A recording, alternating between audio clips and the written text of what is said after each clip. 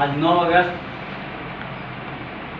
क्रांति दिवस है और क्रांति दिवस के अवसर पर मगध जन संघर्ष समिति के क्षेत्रीय कार्यालय मेरे पैतृक गांव उकरसा में एक बैठक आयोजित की गई। इस बैठक की अध्यक्षता कर रहे हैं सीताराम पंडित जी, जो पुराने कम्युनिस्ट नेता रहे हैं, समाजसेवी रहे हैं। आज क्रांति दिवस के अवसर पर मगध जन संघर्ष समितियों के साथियों ने आम सहमति बनाकर सर्वसम्मति से यह फैसला लिया कि आगामी चुनाव 2024 लोकसभा संसदीय क्षेत्र जहानाबाद से comrade Ramashray Prasad Singh,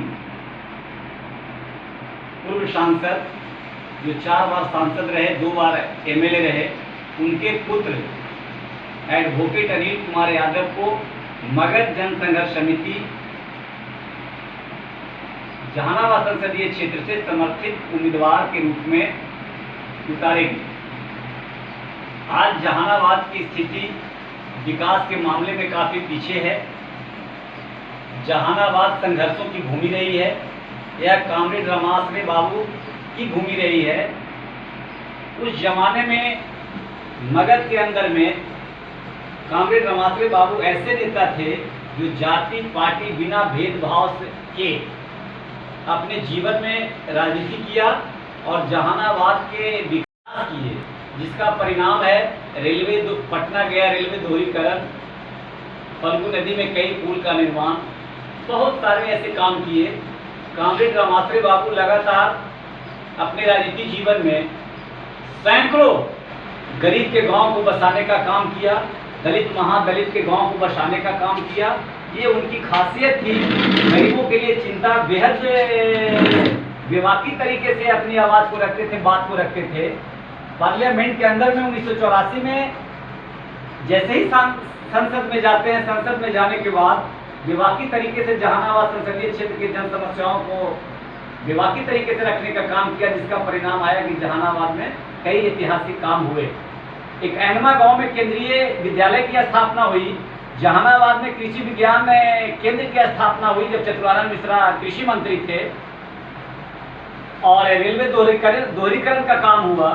single line रहने से पटना गया काफ़ी दुर्घटनाएं होती रहती थी, लेकिन उस काम को भी उन्होंने अंजाम दिया, संसद में रहकर दिलवाया। इसलिए मैं उनको सशक्त बार सैल्यूट करता हूं।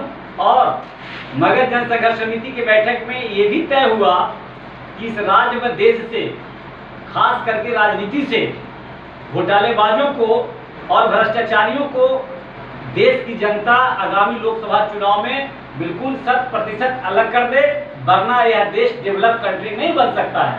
आज देश की हालात अच्छी नहीं है। यहाँ के किसानों की जन समस्याओं, किसानों, मजदूरों, बेरोजगारों, नौजवानों, छात्रों की जन समस्याओं का अंबार लगा हुआ इस देश में, इस राज्य के अंदर में। बिहार ऐसे भी विकास के मामले में 17वें पायदान पे है, पिछड़ा राज्य की श्रेणी में आता है।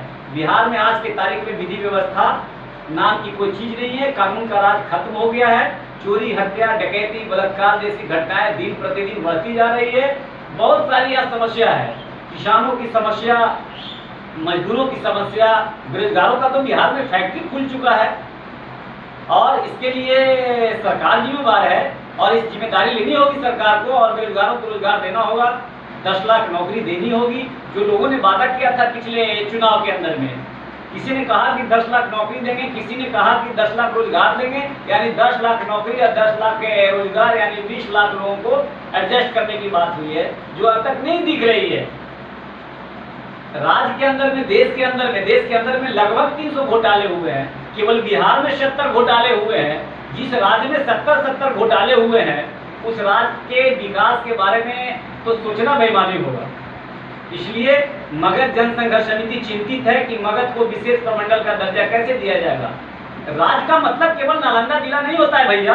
राज्य का मतलब होता है 9 प्रमंडल इस प्रदेश के अंदर में। 9 प्रमंडल में विकास, बराबर का विकास होना चाहिए। आप पटना प्रमंडल में चले जाइए, नालंदा का जितना विकास हुआ है, अगर नालंदा जिले जैसा जहानाबाद जिला, गया जिला, औरंगाबाद जिला, छपरा से लेकर सिवान, पूर्णिया, सीमांचल, सभी जगह उस तरह का विकास दिखना चाहिए। उसको मैं सुशासन बोल सकता हूँ, उसको मैं विकास बोल सकता हूँ। आज नालंदा को इंटरनेशनल मानचित्र पे बैठाने का प्रयास किया जा रहा है। बट मगध जो भगवान बुद्ध की ज्ञान भूमि रही है, ये पूरे दुनिया को उपदेश दिया भगवान बुद्ध ने, और वहाँ की हालात बद से बदतर है। फल्गु नदी का हालात देख लीजिए। फल्गु नदी को तो मैंने कहा था कि सोन नदी से जोड़ दिया जाए, ताकि जहानाबाद जिले, कई सीमावर्ती जिले में पानी मिल सके, सालों भर पानी मिल सके। सोन नदी से अगर फल्गु नदी को जोड़ दिया जाए, उधरा स्थान सिंचाई परियोजना पे अगर पनबिजली परियोजना लगा दिया जाए, तो मैं समझता हूँ कि किसानों का बहुत सारी समस्याएं दूर हो सकती है। मगध की सड़कें अच्छी नहीं है, बहुत सारे मगध में कोई अच्छा हॉस्पिटल नहीं है। मैंने कहा था कि बराबर के समीप बाबा सिद्धनाथ मेडिकल, वर्ल्ड क्लास बाबा सिद्धनाथ मेडिकल कॉलेज की स्थापना हो। अब तक सरकार उस पर कोई कार्रवाई नहीं की है। अरे विडम्बना है भाई इस प्रदेश के। आप देखे होंगे कोरोना काल में हमारे राज्य के माननीय मुख्यमंत्री नीतीश कुमार जी मोतियाबिंद को ऑपरेशन कराने के लिए दिल्ली में एम्स में गए, अपोलो में गए, कहाँ कहाँ गए, वो आप लोग सब जानते हैं, मेरे सभी साथी जानते हैं, मीडिया वाले मित्र सब जानते हैं। जिस प्रदेश में एक अच्छा सुपर स्पेशलिस्ट हॉस्पिटल नहीं हो, जिस प्रदेश में वर्ल्ड क्लास का हॉस्पिटल नहीं हो, वहाँ चिकित्सा के बारे में क्या जानना है। आज बिहार के सभी हॉस्पिटल में चले जाइए, कहीं पैरासीटामोल आपको नहीं मिलेगा, कहीं मिल भी सकता है लेकिन ज़्यादातर हॉस्पिटलों में नहीं मिलेगा। प्राथमिक शिक्षा, प्राथमिक जो स्वास्थ्य केंद्र है, उप स्वास्थ्य केंद्र है, भाई साहब वहाँ चले जाइए हमारे मित्र, कहीं कुछ नहीं है, कहीं कुत्ता बिल्ली घूम रहा है, कहीं ताला लगा हुआ है। पूरे बिहार की हालत है। और चिकित्सा के मामले में अगर कोई तगमा लेता कि मैं बिहार को चिकित्सा के मामले में अव्वल दर्जे पर ला दिया, बिल्कुल बेईमानी है। चलिए शिक्षा के क्षेत्र में, शिक्षा तो बिल्कुल चौपट हो चुका है। ऐसे भी मैं बोला, पहले भी मैं बोला हूँ चैनल पे बैठ के कि बिहार और यह देश भगवान भरोसे चल रहा है। खास करके बिहार तो बिल्कुल चल रहा है। यहाँ कोई भी एग्जामिनेशन होता है, कंपटीशन कोई भी होता है, सारे में पेपर लीक हो जाता है। ये जिम्मेदारी है ना, ये सरकार की जिम्मेदारी है, विभाग की जिम्मेदारी है कि मैं किस तरह से परीक्षा संचालित करूँ कि जिसमें मेधावियों की मेधा नहीं मारी जाए। यहाँ पे तो स्कैंडल ही स्कैंडल है केवल बिहार के अंदर में।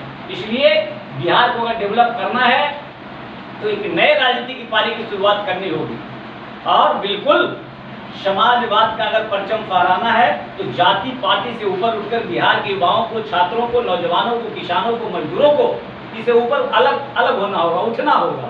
और बिहार के डेवलपमेंट के लिए आगामी लोकसभा चुनाव में बिल्कुल परिवारवादी दलों को और परिवारवाद को और वंशवाद जैसी जो बीमारी राजनीति के अंदर में प्रवेश कर गया है, परिवारवादी दल की दुकान जो खुल चुका है, इसको समाप्त करना होगा। किसी भी परिवारवादी दल में किसी भी कार्यकर्ता का सम्मान नहीं होता है अपमान के अलावा। नहीं उसको कोई गरीब को मौका मिलता है सदन में जाने का, न पार्लियामेंट में जाने का, न विधानसभा में जाने का। आपको मालूम है हिंदुस्तान पूरे दुनिया का एक ऐसा देश था जिसको पूरा दुनिया सैल्यूट करता था। आज के तारीख में हिंदुस्तान में ऐसे ऐसे भी पार्टियां हैं, दल हैं जो 10 करोड़ 20 करोड़ लेकर टिकट बेचने का काम करती है। जो व्यक्ति 10 करोड़ 20 करोड़ में टिकट खरीद कर असेंबली और पार्लियामेंट में जाएगा, वो गरीबों और जनता की चिंता कदापि नहीं कर सकता। ये मेरा मानना है, मगध जनसंघर्ष समिति का मानना है। इसलिए बिल्कुल 2024 के आगामी लोकसभा चुनाव में जनता को सीधे सीधे परिवारवादी दलों को नकार देना चाहिए और परिवारवाद में आस्था रखने वाले दल को बिल्कुल समाप्त कर देना चाहिए वोट के जरिए। वोट में आपका इतना ताकत है, आप अगर संभल कर वोट किया तो परिवारवादी दलों का सफाया हो जाएगा, और जब तक ये नहीं होगा विकास के लिए बाधक है। इसलिए मैं अंत में सभी साथियों से गुजारिश करता हूं कि जहानाबाद संसदीय क्षेत्र का 2024 में चुनाव होगा, वहां से हमारे समर्थित प्रत्याशी होंगे।